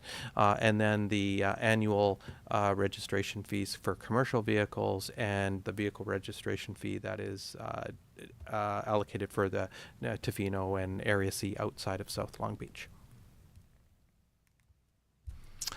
And then we have our parking support. So hotspot parking will provide that 7 days a week assistance, 8 to 5. They have a phone number that people will be able to access to answer any of their questions. There is email support if they have any registration queries. Also, our office staff and recreation staff will be available to support any questions of the community or visitors coming in during our normal business hours. So as we move forward, we have the community update of the program, which is today. In April, we're looking at holding an open house type meeting to invite stakeholders in. We'll answer all those questions. So I know there's probably a lot of questions out there from accommodation providers and people in the tourism sector that would love to understand the program. So we're going to arrange a time for people to come out and explore the program, answer any questions that they might have. There'll be an amendment to the parking bylaw. So the municipality already has a parking bylaw in existence, so we're going to be doing an amendment. You'll see that starting on the 15th. And in April and May, West Coast residents' vehicle registration will be opened. We have the website information that is just on hold right now. We want to get a couple more things settled, and all that information will be uploaded so people can access the parking program information.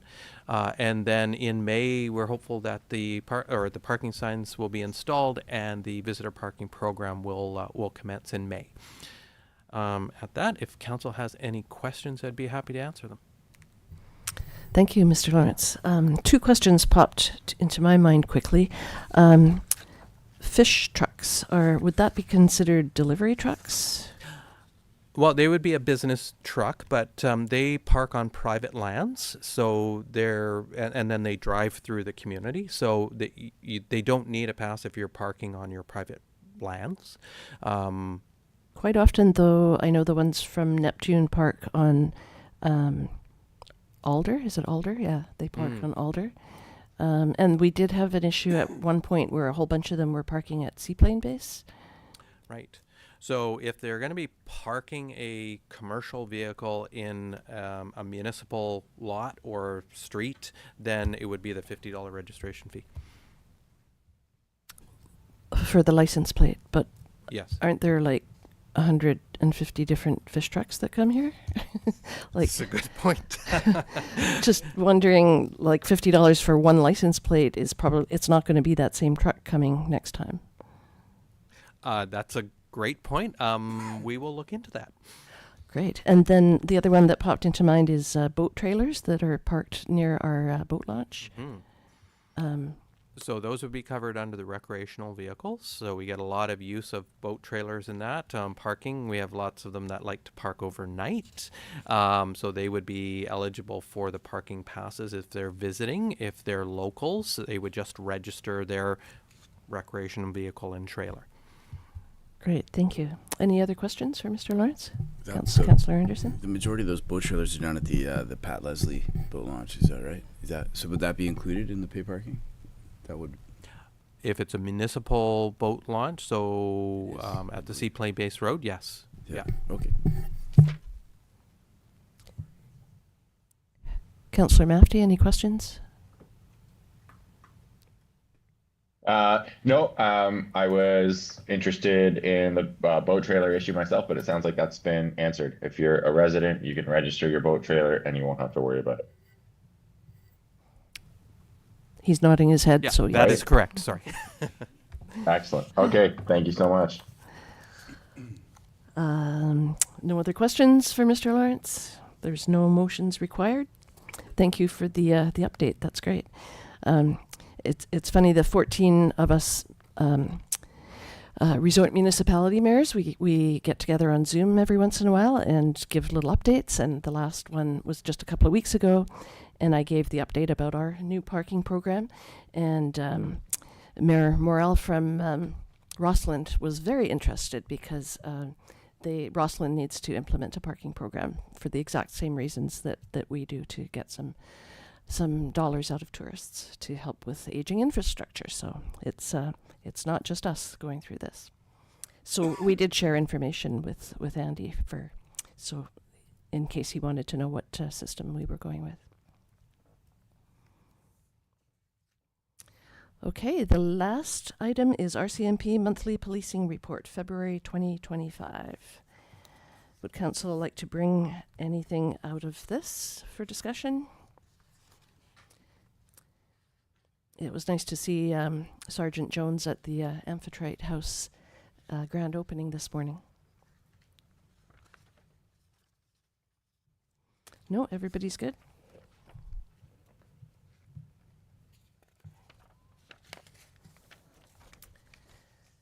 Okay, number 9, are there any notices of motion?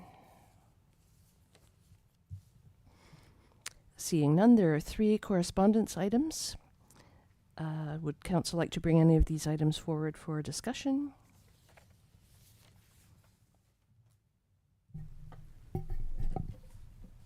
I got maybe a quick one. Sure, Councillor Anderson. Yep. So Laura has mentioned again about the Black Rock Resort and the water flushing, but I think Mr. McIntosh, I think he said like this is we're getting towards the tail end of this happening. I think am I correct in saying that? The flushing is getting less each time as far as sediment. Like we'll eventually get through this. Am I correct in saying that?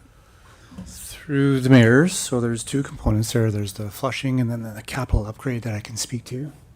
So the flushing is making its way through its planned schedule now, and it will be done shortly, about halfway through April, and so we'll be starting reservoir flushing, and so those will be drained down, and we don't expect too much of an impact for the community there. But the good news is that the overall flushing schedule is really at the tail end now. So just sort of getting close to wrapping up. Great. How often do we do the flushing schedule? It's yearly. It's annually, right? It's an annual maintenance, yeah. And so removing iron and manganese from the system every year. So sort of pain for gain long term. Yeah. And then there's a couple of problematic properties that are in notorious low zones and low pressure zones, and of course Black Rock is really suffers every time that we flush, because they're in a low elevation zone and also a low pressure zone. So what I can share is that we just recently presented. So our design project for the water treatment plant is coming along quite well, and we're on track to be completed that. Like starting construction this summer for a 9-month project. And then once that comes online, we anticipate it'll be online March 31st, 2026. We will, there'll be no more new iron and manganese introduced into the system, or very, very, very, very little iron and manganese. And then we'll continue flushing, but much, much less. And the community might not even really notice that we're flushing at that point. So communities do large water treatment projects, and then the public works teams continue to flush, and it's almost not noticeable. So we're hoping that to be the case. So long story short is we'll turn the plant on, the lights on, in the spring of next year. We'll probably do flushing next year, and then we might even take a break for a year and then do flushing the next year, and maybe take 3 years of a break and then do flushing again. Sort of a plan, do, check, act kind of methodology to see just how much manganese and iron remains in the system after our new water treatment plant is on. Excellent. I appreciate that answer. Thank you.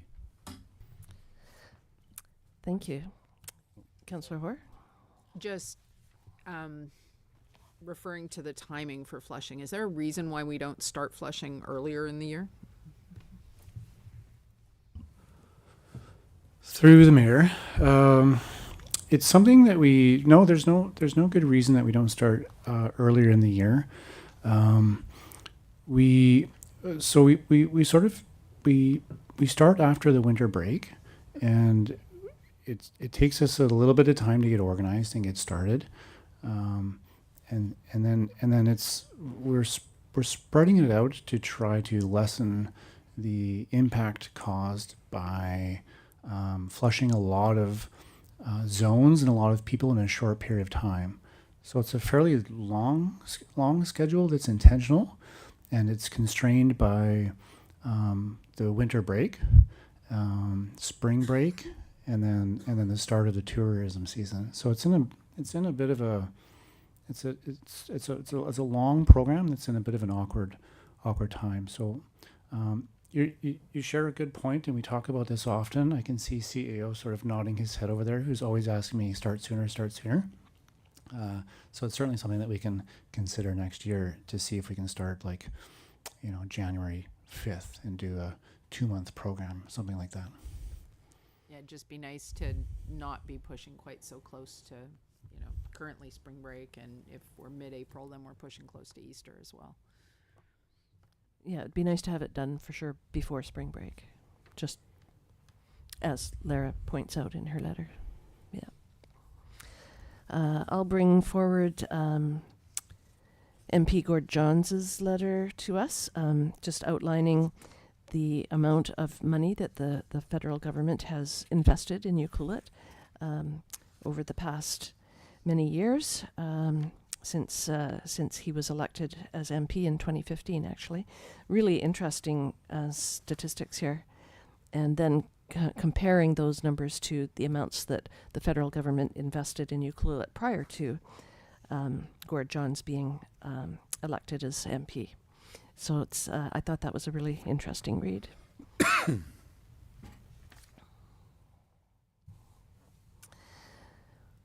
Okay, mayor's announcements and council committee reports. I'd like to start by wishing our CAO, Mr. Lawrence, a very happy retirement. It was kind of sad having my last Tuesday morning meeting with him this morning, but we wish you well. We've had a few really good years with you, and thank you very much for your service, and have a great retirement. And I hear there's some travel plans in there. Yeah, thank you very much, Mayor and Council. It's been a pleasure working with you and for the community. We've got lots of trips planned. So 5 months traveling across Canada. We'll be staying in town though for the next while, and enjoying it as just a resident, and be able to just take in everything that this wonderful community has to offer. So thank you for everything. It's been great working for council. We have a wonderful staff.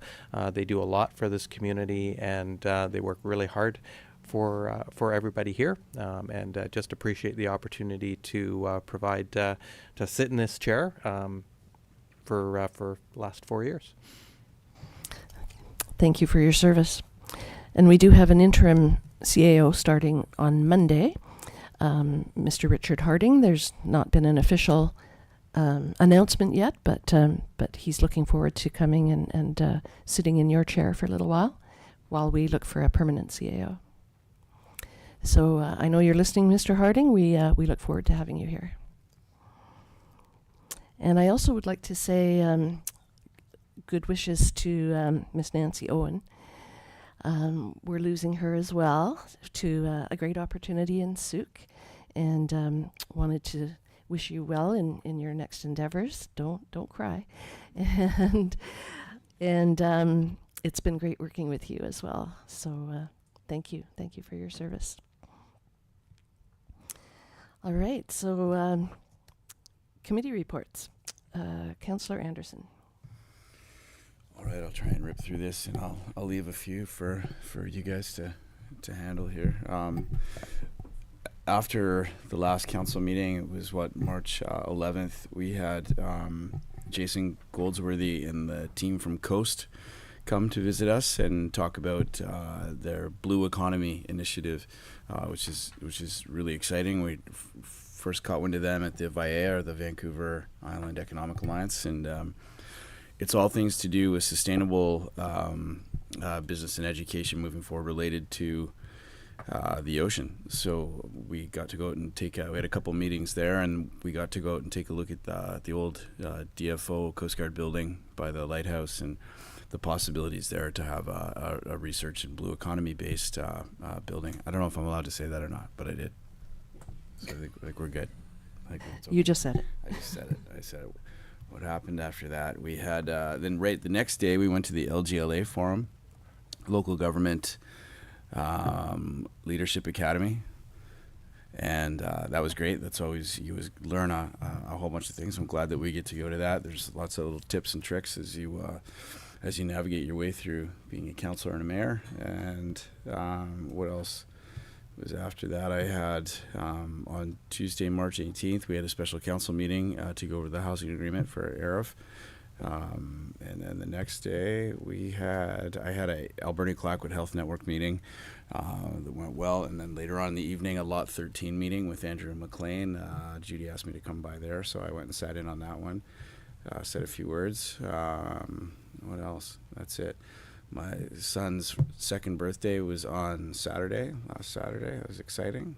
And we did well, I'll leave a couple things for you guys. We had an exciting Lighthouse Day. So Great. Councillor Hoare. I'm excited about the second, that it's been 2 years that your kid's been around. Right? Time flies. I also was attending LGLA. I always love the quotes. We were at a presentation by the CAO and the mayor of Castlegar. It was really interesting on like legacy planning, and I know that we've been doing some of that and thinking about the future when we try to budget. And my favorite was the Chinese proverb that everybody was quoting, which is the best time to plant a tree was 20 years ago. The second best time is now. So making those hard decisions that make a difference. Anyway, loved that one. And the other one that Councillor Anderson was teasing me about was the Churchill quote about perfection being the enemy of progress, because it doesn't matter. It doesn't have to be perfect, but it matters that you move forward and take that step. So, and probably the one thing that I always get out of LGLA is the reminder that you need to be listening to understand and not listening to reply or respond. So, open the ears, not the mouth. Great. I knew you'd have a quote or two from the conference. Councillor Mafty. Oh, where are you? Yeah, I'm here. Can you hear me? Yeah. No, I just was wondering where excellent. physically you were. You're not in your car anymore. Yeah, I know I am in my car. I'm in quite a wonderful little strip mall here doing some people watching. Yeah, I was not at LGLA, but at a number of events that have already been enumerated. But the one that I would like to address was the opening of Amphitrite House, official grand opening today. Obviously, I have a lot, personally and professionally outside of council, invested in that building, and it was just a wonderful moment seeing everyone come out. Josie Osborne was there, mayor and councilors were there. From the res side and from the Wild Pacific Trail side, not just current staff, but former staff and board members and the folks who used to live in that house and kids and everyone that showed up. It was a very diverse crowd, but obviously had an interest and a keen desire to see the plan come to fruition, to see the facility open. and it was wonderful. And I just wanted to throw my gratitude out to the district, and to all the people that made the project happen. It's something that I really think is going to serve the community. And to echo the quote about the tree, I feel like this is a tree that's been planted, and it's gonna do great things for Ucluelet. So I'm very excited. Great. Thank you for your synopsis. It was a wonderful event this morning. Your slight delay made me think I was on mute the whole time. I was like, oh my God, I'm not repeating that again. No, we heard you. Thank you. All right. For myself, March 11th, I was part of that Blue Economy meeting with Josh from the Chamber and COAST, which stands for Center for Ocean Applied Sustainable Technologies. And yeah, it was a great meeting, and we did a little tour of the outside of that Coast Guard building without having access to the inside. But yeah, there's some interest there, so we'll see what happens. March 11th, traveled to Richmond, and the LGLA conference was the 12th, 13th, and 14th. Lot of panel discussions for those sessions, which I always enjoy because you get a variety of opinions. It's not just one person kind of talking about something. It's a panel discussion. So yeah, really interesting. Well, always worth going to. March 16th, I attended the Chowder Chowdown as one of the blind judges.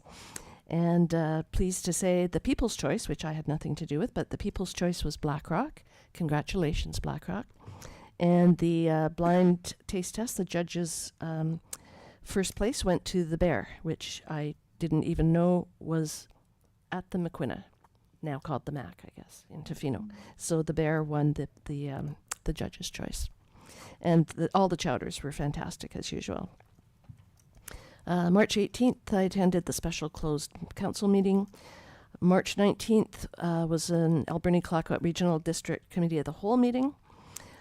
We had a delegation by Claire Trevina, who is a former MLA. She's now the BC Ferry Authority Director. So it was all about BC Ferries. They're continuing to do a strategy called Charting the Course, and when that strategy is complete, they will do a presentation. It'll be available on the website. We talked a little bit about electrification for ferries, and they are doing some electric ferries on some of the smaller routes like Quadra and Gabriola Nanaimo. They're planning to electrify those boats. And they are going to be building more ferries. And part of the conversation was how can that maybe happen in Canada instead of overseas. So she was going to take that back to her board and give us a reply on that one. And then the rest of that meeting was part 2 of updating the ACRD procedure bylaw. And it's funny because one of the things that came up was motions, and they've added into their procedure bylaw the fact that any member who abstains from voting shall be deemed to have voted in the affirmative. So that's now part of their procedure bylaw, as well as if the votes on a question, including the vote of the person presiding, are equal, the question is defeated. So they've just clarified that and that's always been the case, but they now have that as part of their procedure bylaw. So I just thought that was interesting because we had that come up at a very recent meeting. And then, of course, this morning was the official opening of the Amphitrite House, which was fantastic. And I think there were about 60 people there. It was really well attended. So, yeah, it was great. There was 1.1 million people do that Lighthouse Loop a year. 1.1 million, yeah. That's statistics from the Wild Pacific Trail Society. They do have counters on all sections of their trails, so they have really accurate, fairly accurate numbers of each month how many people are walking each section. Yeah, it's really interesting. All right, we are now moving on to question period. This is an opportunity for the public to ask questions and comment on matters within Council's jurisdiction. Representations about bylaws that Council is prohibited from holding a public hearing on, or bylaws that were subject to a public hearing, are not permitted at this time.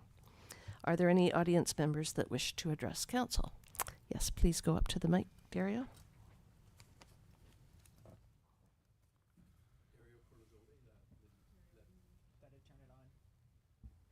Dario Corzoli, 1165 Rupert Road. Just like to thank Council and Mayor for the opportunity.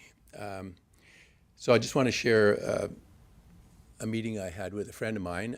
It's in regards to the special use permit or for Monado Road for their construction of their facility to construct their homes. The temporary use The permit? temporary, sorry, not the special use, but the temporary use permit. So the conversation was from a guy in Port Alberni that was kind of almost bragging of their opportunities and how they were trying to win over this developer to set up shop in Port Alberni. So I was very disappointed to even hear that this type of thing was happening. But I know that in the past, UQ and council and staff used to go out of our way to try to attract this very thing, the opportunity for other businesses to show up, and we would try to do our best to accommodate new businesses and developers. So my question to council is, are we fighting to keep these opportunities local, or is there a reason why the developer would have to go elsewhere to set up shop when we were talking 100 to 150 jobs, which would be a shame to lose to our community?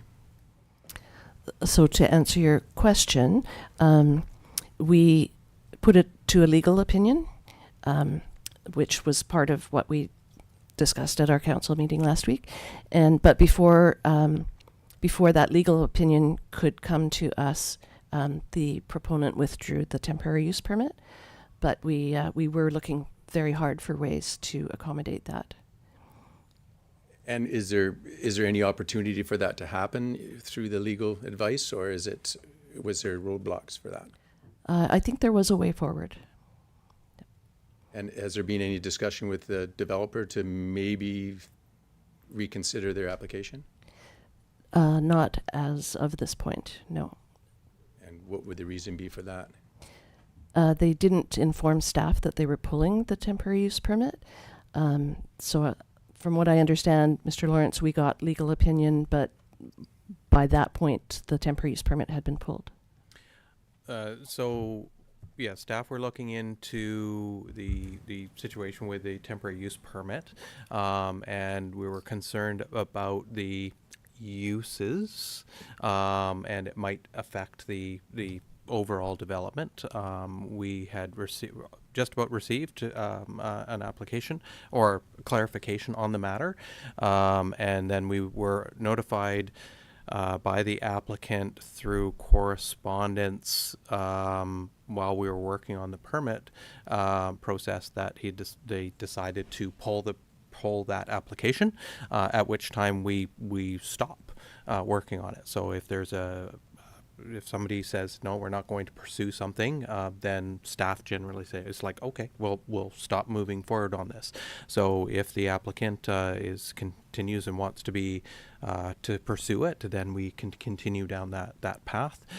We are currently on the last correspondence reviewing it. There was a number of items that were identified in there that we need to respond to, and we're currently working through those to make sure that we have a comprehensive response for the applicant, and we'll advise them on all aspects of it. So this happened over the last, less than a week.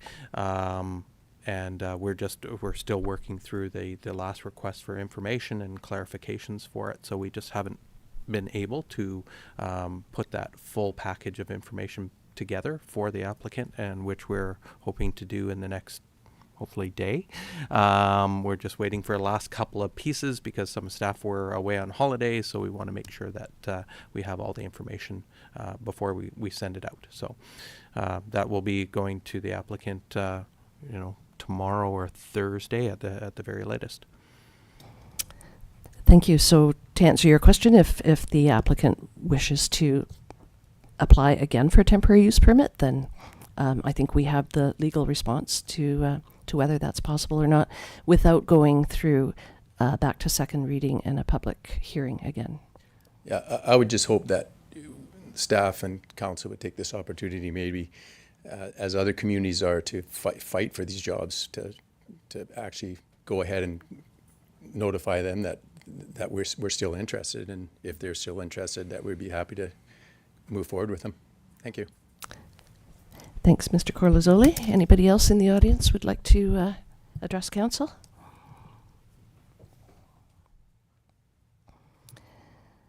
Okay, are there any members of the public attending by Zoom or telephone that wish to address council? If anyone on Zoom wishes to address council, please raise your hand. There are no hands raised at this time. Thank you. And have we received any emails to communityinput@ucluelet.ca during the meeting? There are no emails that have come in. Okay, thank you. I declare that the March 25th, 2025 regular council meeting be adjourned at 6:04.